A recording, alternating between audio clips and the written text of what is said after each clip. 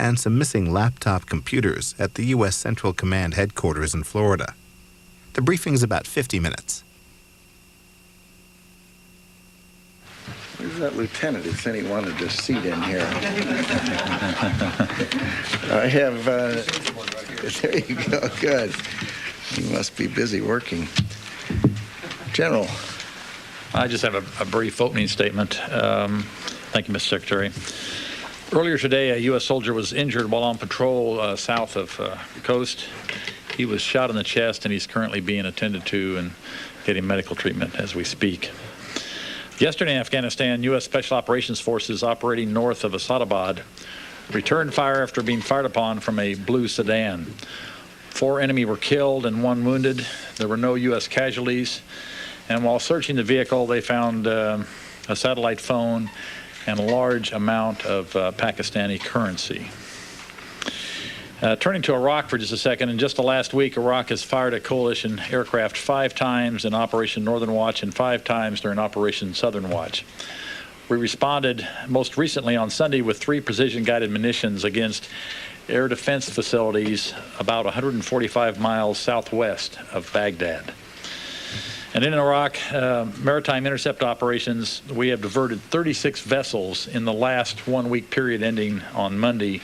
The number is a little higher than usual because the Iraqis are using these smaller ships and vessels, these dhows, to try to circumvent the UN sanctions there. And with that, we'll take your questions. Mr. Chairman, very briefly, do you have any additional details on the man who was wounded at coast? Was this an ambush? Was this an exchange of fire? Was he just... We don't have many details. This is first report. We know one is wounded in the chest and is being taken care of, and we'll provide those details when we know them. We just don't know them right now.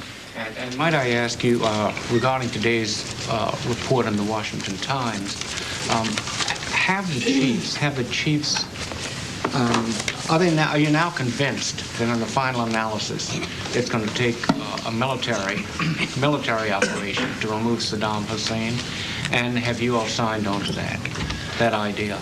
Well, can I talk about the articles that have been in probably the last 3 or 4 weeks? I guess there have been a series of articles, and from where I sit and the people that I talk to on a daily basis, meaning the Joint Chiefs of Staff, other senior military officials, the things that are said and portrayed in the articles simply aren't said or said to me. They are not accurate portrayals of what I see on a daily basis and what I hear. And beyond that, the kind of advice that the military provides to Secretary Rumsfeld and the President and the rest of the National Security Council is certainly privileged communications, and I'm not going to share that with you here. Well, do you think these leaks, and Secretary, do these leaks represent some kind of political jockeying from all sides in town, trying to get the upper hand on what they perceive should be done to remove Saddam? I don't have any idea what motivates people. I've been kind of struck by the articles being so inconsistent one with another. One day it says that the chiefs are totally out of the loop and not being consulted and they're unhappy, and others says they're consulted but they don't agree, and others says they've consulted and they do agree. I think it's all kind of mischievous, and but it's not for me to speculate as to why people do things. Secretary, I talked to Senator Levin last week, and on the record he said he's talked to a number of top military people, and they have significant cautions and concerns about going into Iraq, and that the civilian leadership in the building is not giving them due consideration. And I asked him, did you follow this up? Did you check this after these articles came out? And he said, no, this is a long time ago, after talking to a number of people, uniformed officials. General Myers, is there a reservoir of concern within the building? I think I just answered that. Well, this is on the record from a top senator, though. I'm just saying that if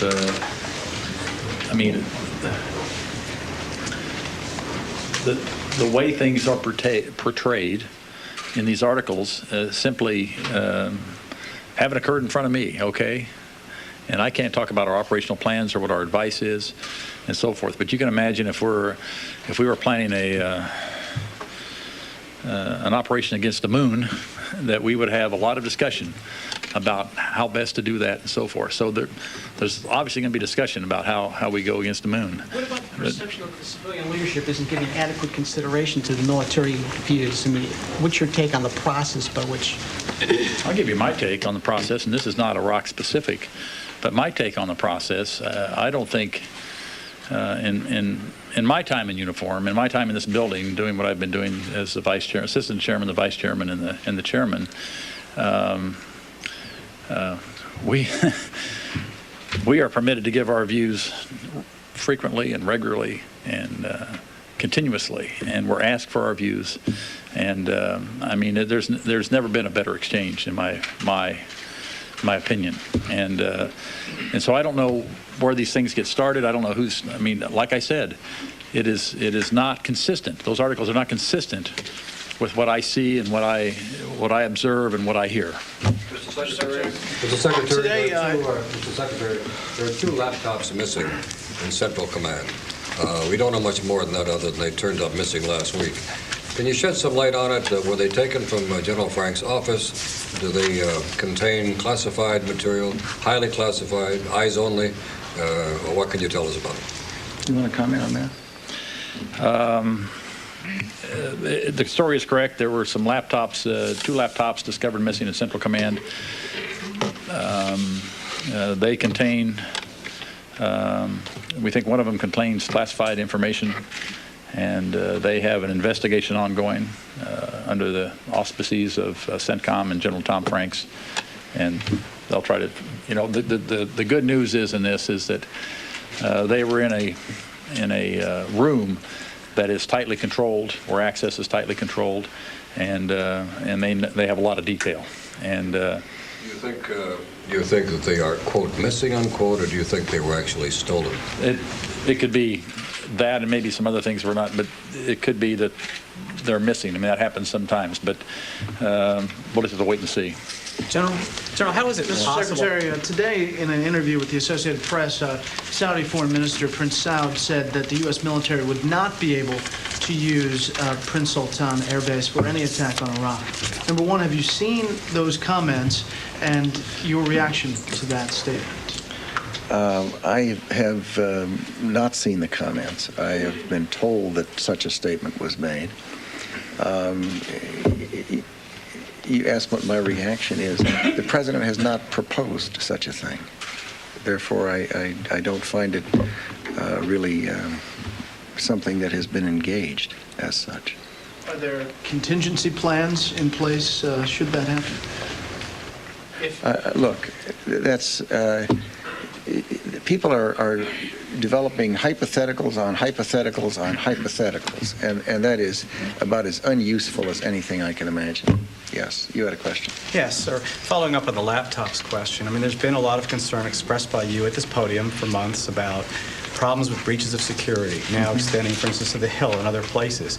To what extent should there be some concern about within the military about the ability to maintain secrets when it comes to within a secure? If this was in a secure room, if these laptops were in a secure room, how at a facility that one would assume is one of the most secure military facilities around the world, what is that?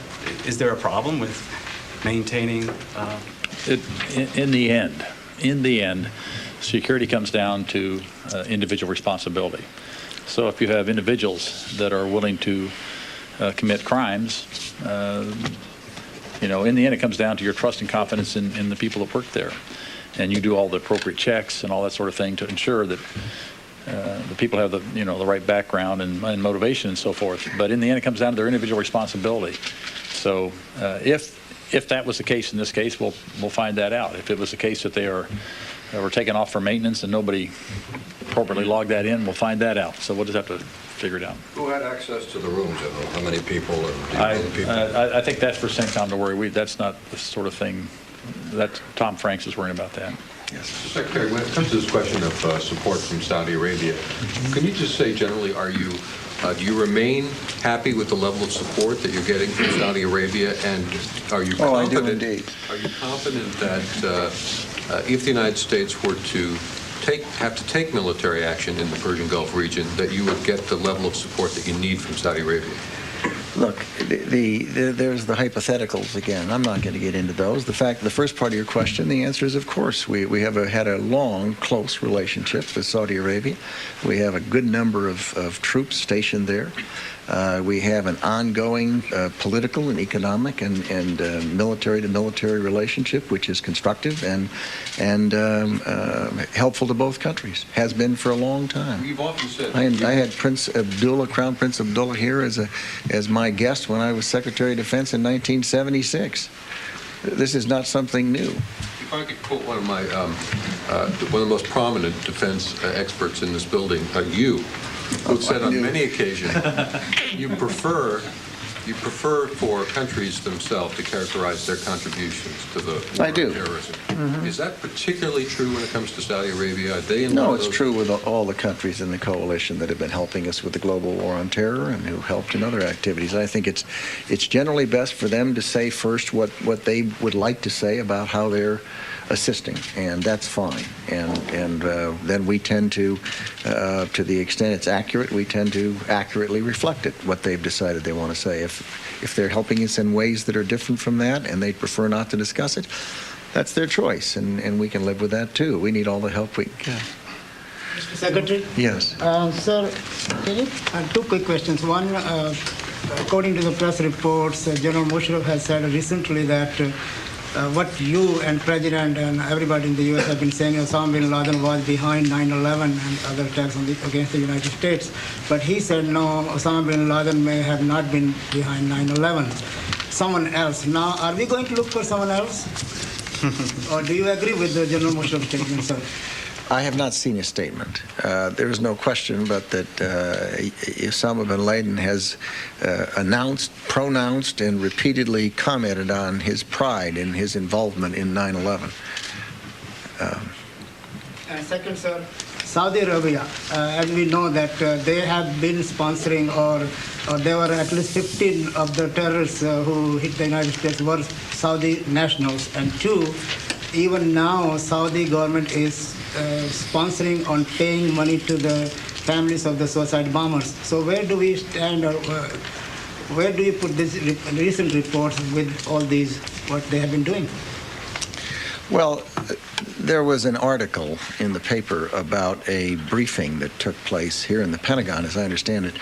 I don't know of any DOD employee who heard it, but I'm told that there was a French national, a resident alien who is connected to the RAND Corporation in some way, who I don't know, and who made a presentation at RAND's request, on Saudi Arabia and on the region generally. And there were some people from the Department of Defense Policy Board who heard it and invited this individual to come and make a presentation.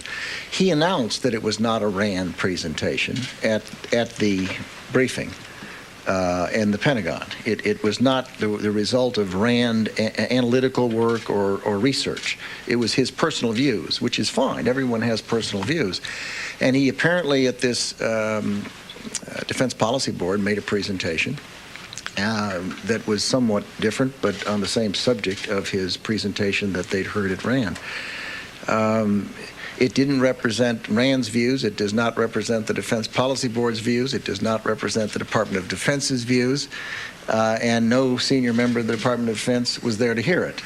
And the answer, I guess, is that with respect to Saudi Arabia, it is, as I've answered in the earlier question, a country with which we have a very close relationship. It is quite true that some of the individuals involved in 9/11 had Saudi passports. There were some other people with other passports as well. It's true that there are al-Qaeda in 40 or 50 countries around the world, and we all understand that. And we value and recognize the relationship we have with that country. General Myers, you had the soldier wounded today. You had the attack on the Afghan army post outside Kabul. There have been some other skirmishes recently. Does this show a increase in al-Qaeda and Taliban activity in Afghanistan? Well, there's been, obviously, in the last period of time, a short period of time, there has been, some increase. Whether that's a trend or not, you have to wait and see. But I think, as the Secretary has said, and I've said for some time now, that Afghanistan remains a dangerous place. And we know there are pockets of Taliban. We know there's pockets of al-Qaeda. And that's why we have patrols out there. I'm not surprised that our patrols are shot at. They're trying to hunt down the enemy, and that's what happens. So we'll just have to wait and see if this is, abnormal activity or a trend towards higher activity. I didn't finish a thought I had when I said he was a resident alien. My point was it was not a classified briefing. He doesn't have clearances, so there was nothing classified in the briefer's paper. And I may have said yesterday in the town hall meeting that it was a classified briefing, but it was not. It was a closed briefing, but not a classified briefing. Yes, Tom? I have a related question for the two of you, if I could, on this issue of the pushback among the services and civilian leadership. The civilian-military disagreements are things that pop up and we write about. Could you speak up a little? Of course. On the question of the pushback from the uniformed services, the reports of that. The alleged pushback. The alleged pushback. Splits and disagreements between civilian leaders and the military pops up from time to time, well documented. General Myers, I was curious. It tops up from time to time, not well documented, almost always anonymous. Pardon me? My question for General Myers is, with your experience, sir, do you see an evolution of that to greater disagreements, not between the civilian leadership and the uniformed services, but between the joint operations and the joint planning staff and the needs and desires of the individual services? And related to that, Mr. Secretary, yesterday at your town hall meeting... Why don't we answer that one? Sure. Will I get my second question, though? Depends on how well we answer this one. I guess it's to you, but it's an interesting question. It is an interesting question, and I guess I'd answer it this way, and Tom, see if I'm on the mark in understanding what you're talking about. Well, then I think I'll chime in on the second one if I think I know what Tom's going to ask, but because I've got a good answer for a question you haven't asked it. I hope you ask it. You guys get together ahead of time? No. But, well, not on this.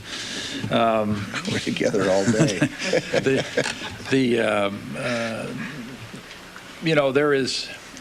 There are tensions in the system, and services have responsibility in statute to organize, train, and equip their forces. There are other statutes out there that say the combatant commanders employ those forces, and as you try to become more joint, in the term we use, in using all services capabilities in a way that a joint commander can orchestrate it in a way that makes them most effective on the battlefield. Clearly, there might be tensions in many different levels. There may be programmatic tensions. What new systems are being fielded at what pace, who's putting money into what program. There may be tensions on what is the operational concept, the joint operational concept. As some might perceive it, favoring one capability over another. Certainly those exist, and they're worked out. There's several well-developed processes to work those out. So, they do exist. We have great debates. I would submit, my personal philosophy is that it's good to have the individual services because each of them brings with them a unique culture and unique capabilities. And because you have competing ideas and competing systems, that competition breeds excellence. If you didn't have that, you might wind up with solutions that just aren't the best you could have. So I think this is healthy. This is good. I think the American people ought to be happy that we're having these, if that's what you were getting at. I think I'd like to elaborate on it. I agree. The problem is you have the four services coming up straight. And up here, you need to have joint warfighting capability for the Sinks. What happens right in there is either going to be a result of, as the general suggests, constructive tension, or it's going to be a train wreck. Either you get these four services to not have each their preferences all the way up, and not have them come together in a way that's joint, or you, as the general says, find mechanisms that help to pull them together. And it's that is where the tension occurs. And it is partly statutory design tension, but it is the mechanisms that are there are not perfect. Indeed, they fall short of doing it. And what we need to do is to get these 4 services not pointing straight up, but starting to point towards joint efforts earlier at a lower level. And to the extent that happens, then we will be better able to engage in truly joint war fighting without having the train wreck in the middle. I think we're making good progress on it, and I think your question points to exactly where the tension is, and it is not a matter of civilian military. It is a matter of the service coming up, and then the need to get them all through the needlehead so that the sink, who doesn't care where he gets his power, air power or power to put pressure on a target, he doesn't care if it comes from land, sea, or air. And these processes we work are not just military or just civilian. We're integrated and intertwined in very routine and very profound ways. If that's okay to add. You had a second question. I could, yesterday at the town hall meeting, you used the metaphor of when the phone rings, how whoever's on the other end better be joint, interoperable, ready, and you said if not, the phone may not ring. Did you have any special service, combatant command unit, or specialty in mind for whom the phone may not be ringing? No. What we've been anyone that's not relevant, any element of the armed services that fails to transform, that is not pointing towards something that a sink can readily use, is not relevant in that fight. And now everyone does not have to be relevant in every activity. But I can't think of anything worse for a professional military person who puts their life at risk, who spends a career caring about their institution, and then in a moment of crisis is found that they have organized, trained, and equipped for something that isn't happening. And that is something that I've talked to our NATO allies about. It isn't just joint, to be honest. It's joint and combined. That is to say, bringing together other countries as well so that we can operate effectively together. But I think it's just, I think General Shinseki said it about as well as anyone could say it when he said, if you don't like change, you'll like being irrelevant even less. Mr. Secretary, there has been a cavalcade of American allies and friends that have not expressed support for an aggressive approach towards Iraq. The kind of aggressive approach that the President and the Vice President have been talking about almost daily. Are you concerned at what appears to be the response from so many different countries that the United States is friends with? Do you feel that the American campaign to convince friends and allies of the wisdom of the direction that the President, the Vice President, and you have discussed, do you feel that campaign is going as you had hoped it would? Long way to go? Can you help us assess? Normally, when there's a frenzy, it works itself up into a peak, and then it tends to exhaust itself and come down. I suspect that that's what we'll be seeing over the coming days with respect to the subject of Iraq. It is almost not possible in this town today to have a discussion on any other subject, it seems. I don't know quite what the answer is. I have said here, and I believe that the President has not made judgments with respect to this. Therefore, expectations and analysis about what amount of support he's getting for something he's not asked for support for is a little hypothetical for me.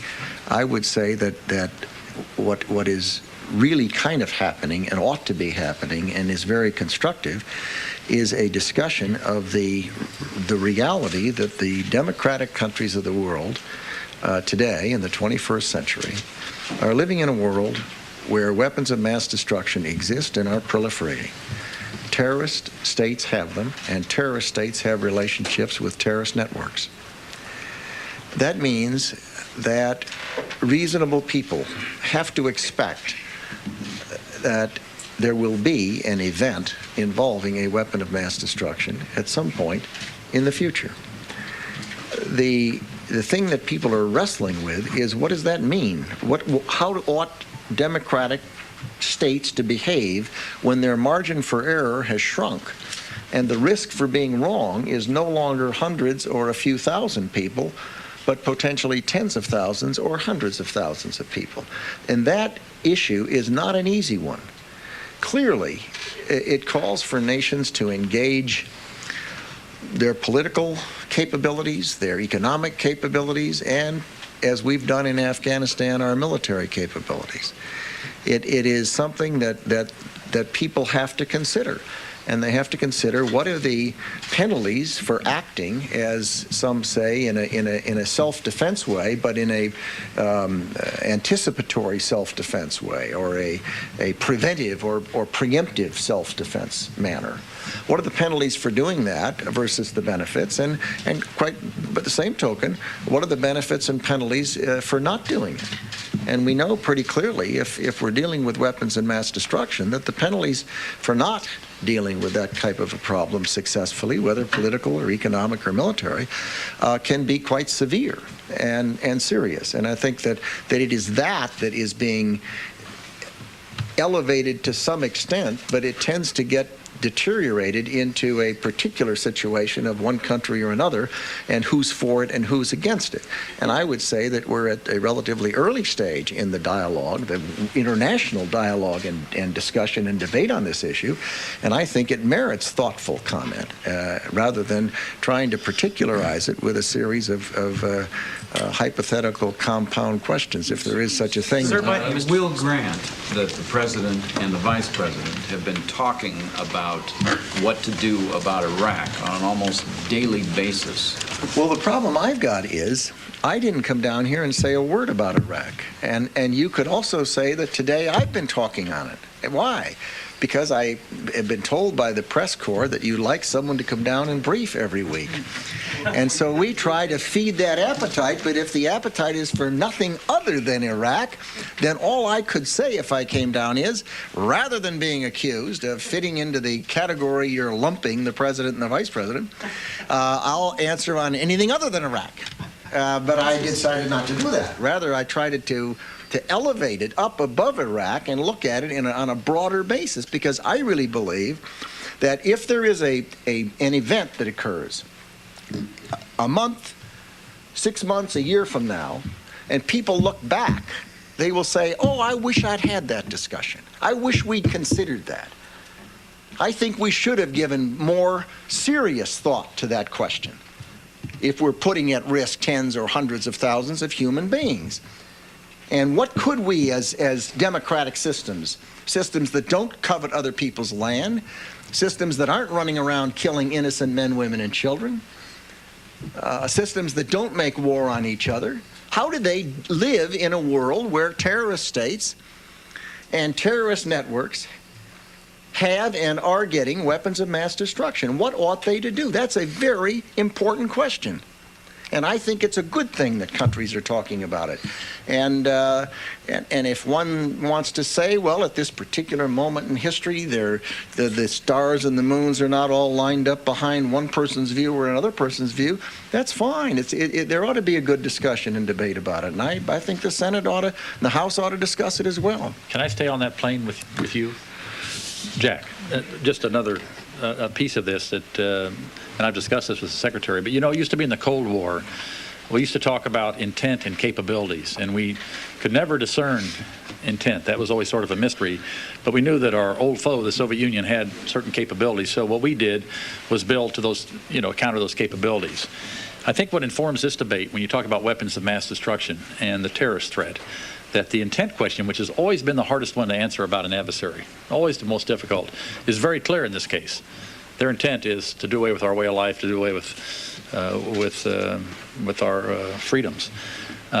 Capabilities, it turns out, are just a little murkier, although we know that there are countries out there that are producing and conducting research and development in weapons of mass destruction. So it's interesting how it's changed in just a decade, how you look at the problem. At least it is to me. And I think that intent issue goes along with the WMD to make this worthy of lots of discussion. Yes, right here. Secretary, thank you very much. I'd like to go back to Saudi Arabia and the Pentagon Board of Advisors, please.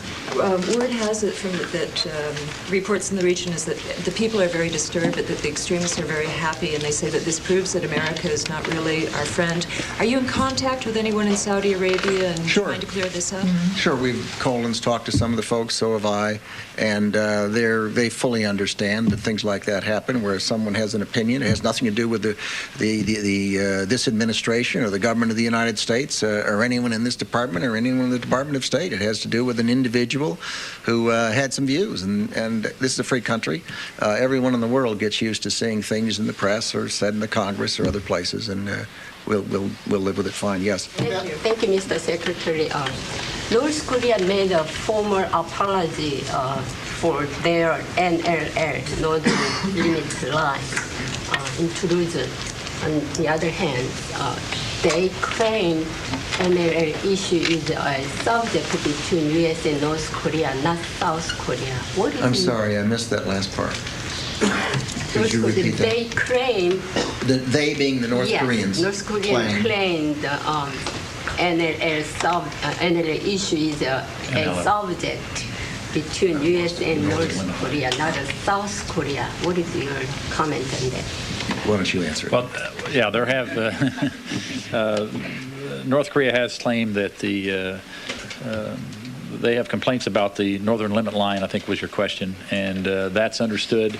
My understanding is that was discussed by the UN and North Korean representatives recently at Panmunjom, and they wanted to have further discussions on that. I don't know what they decided on that particular issue, but I know that is an issue, and I also know, though, that I think besides the apology, I think Korean forces and the United Nations Command, who will be helping conduct the salvage operation of the South Korean ship, I think there's general agreement by the North Koreans that they will support that salvage operation and not turn that into an incident. So, can you just go back to the top of the briefing for a moment? You outlined a series of events that have occurred in Iraq that indicated uptick of activity. Can you just give us a general idea about what you think it means? What should we take? What should we read into that? What is it? What's going on there? What does that represent? From time to time, when I have a statement, I like to mention, we were focused so much on Afghanistan for a while. I like to mention a few things that are going on in Iraq and to remind you and the American people that we in fact have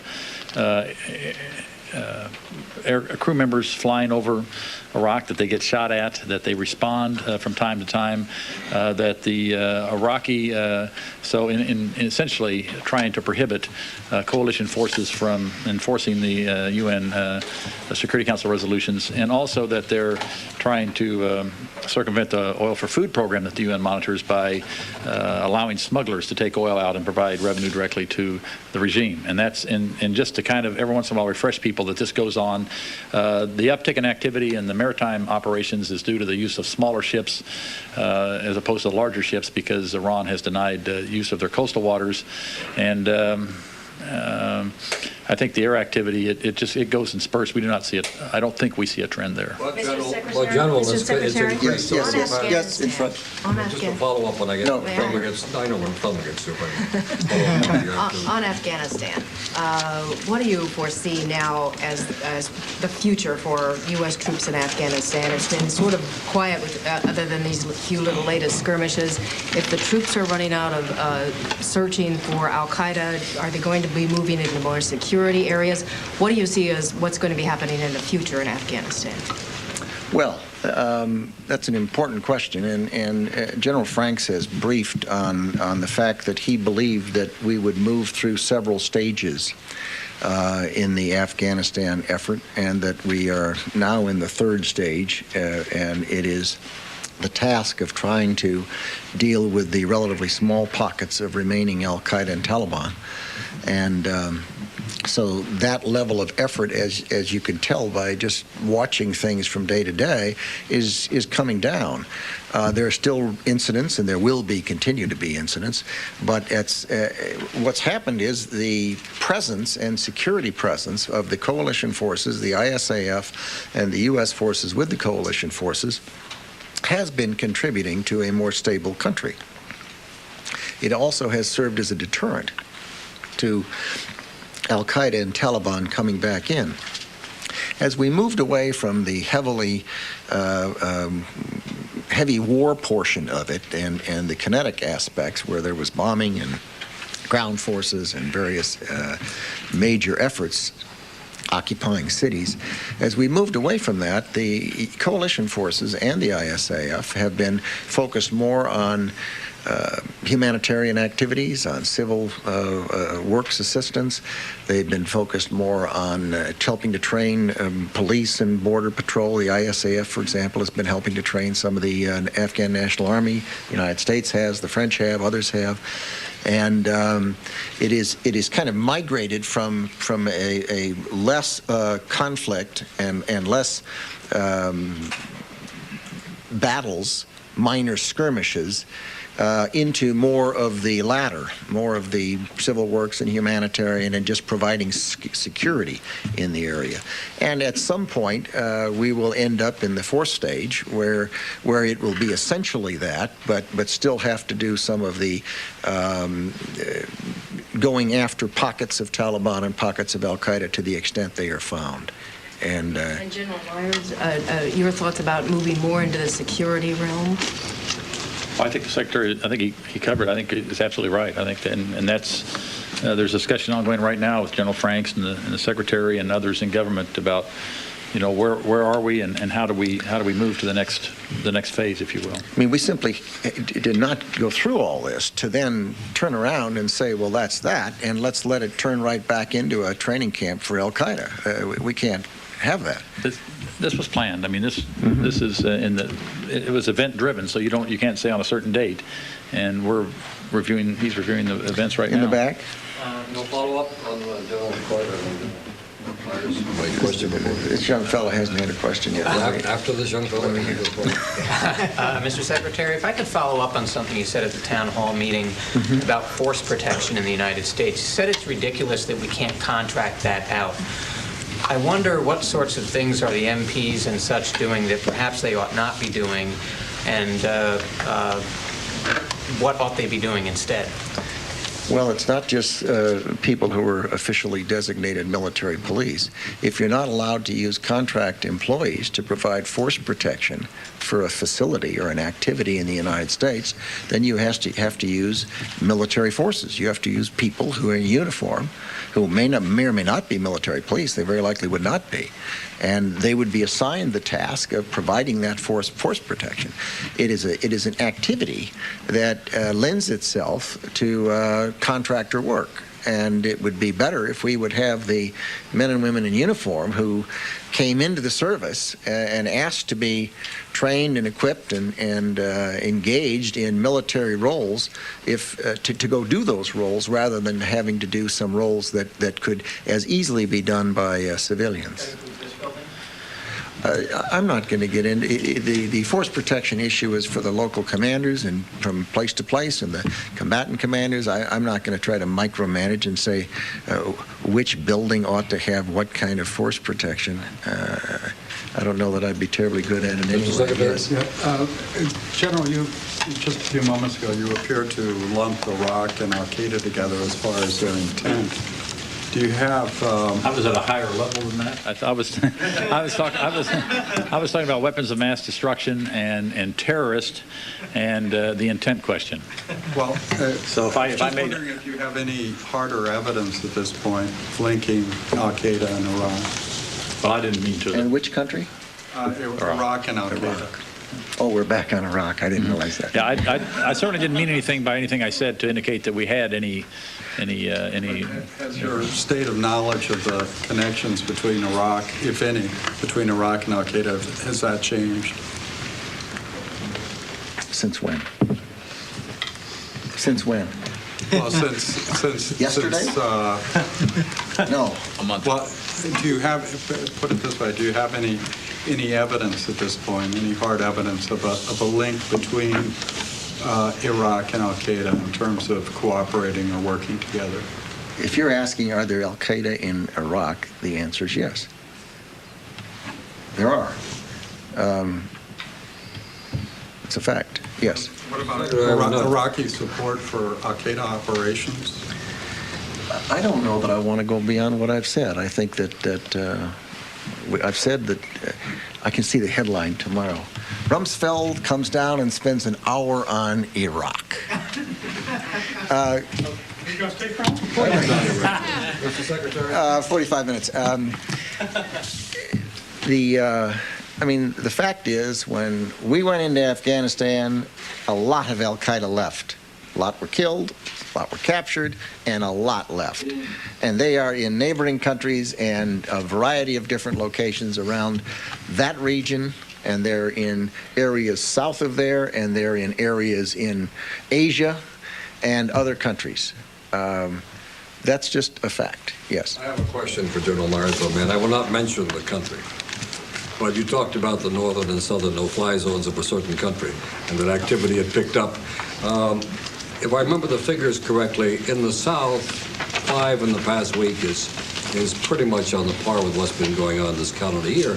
But it seems to be an increase in the North. And when General Rosa was here at that podium, he said that the Iraqi air defenses were some of the best in the world. And in the past, it used to be that the retaliatory attacks were pretty much that.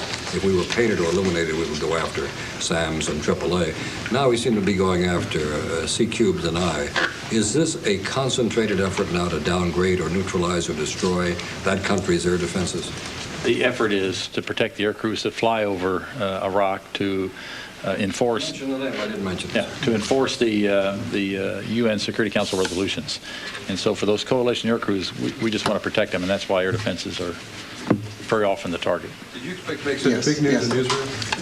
Did you see that you made the front page of all the Israeli papers today?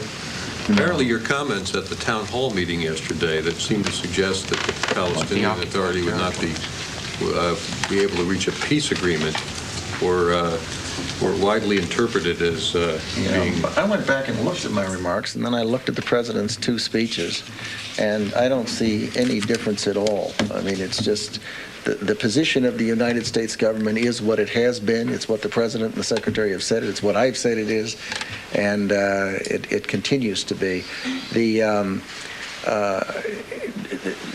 There are people who love to look for some word that is not in exactly the same place as it was in someone else's mouth.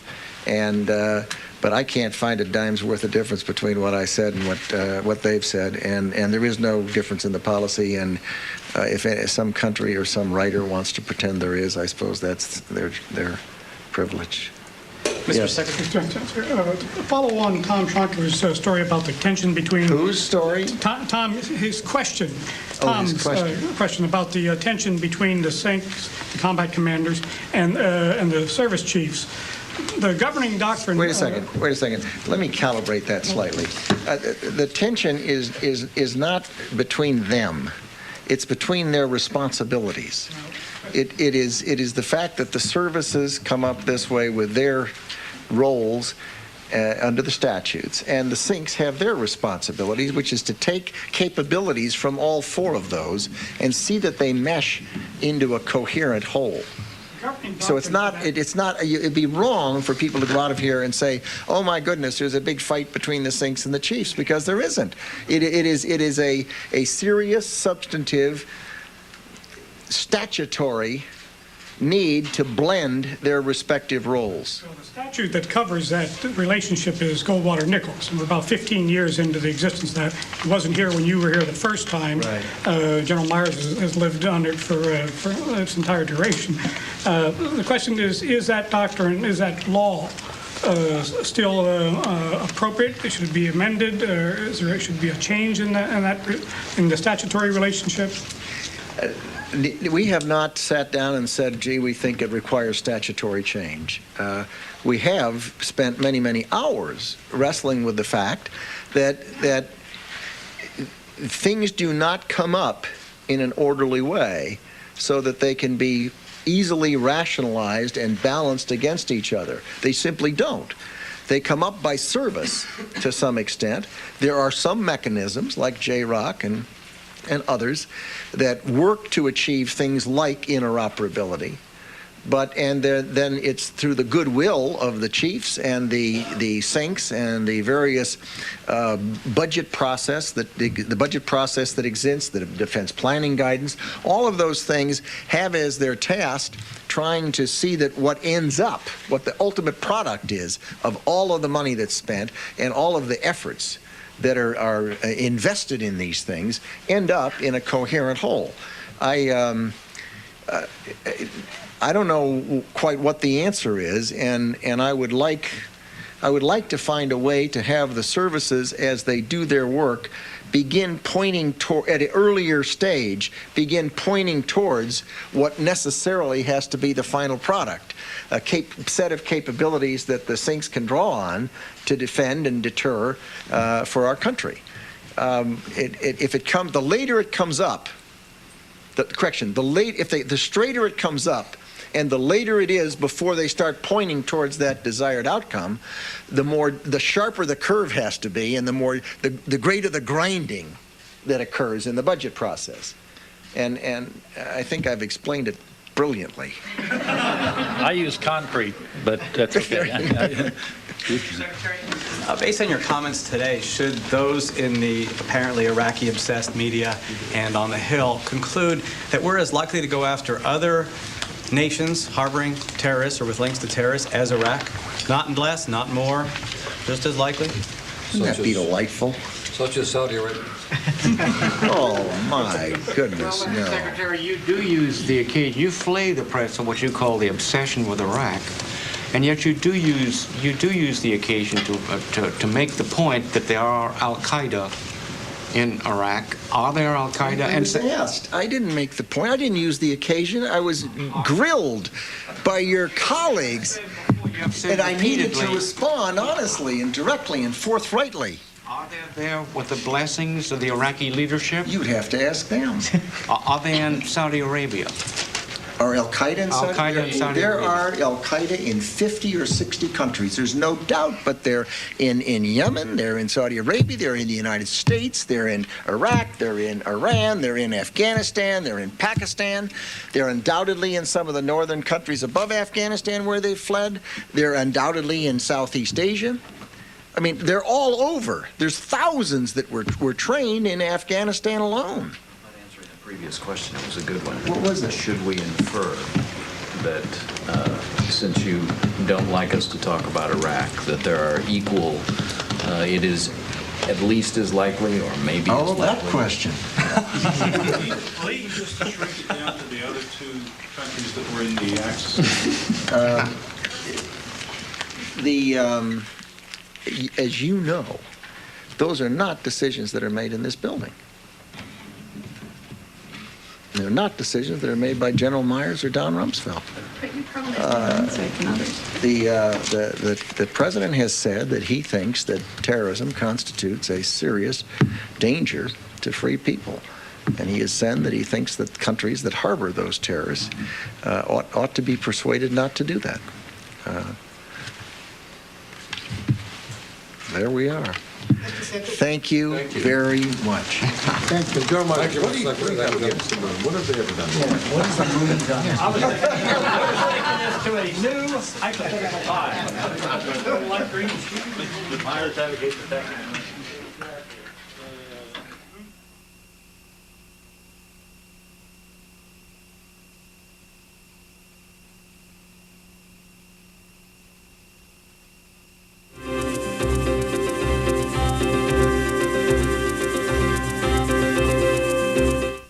C-SPAN's a public service of America's cable television companies.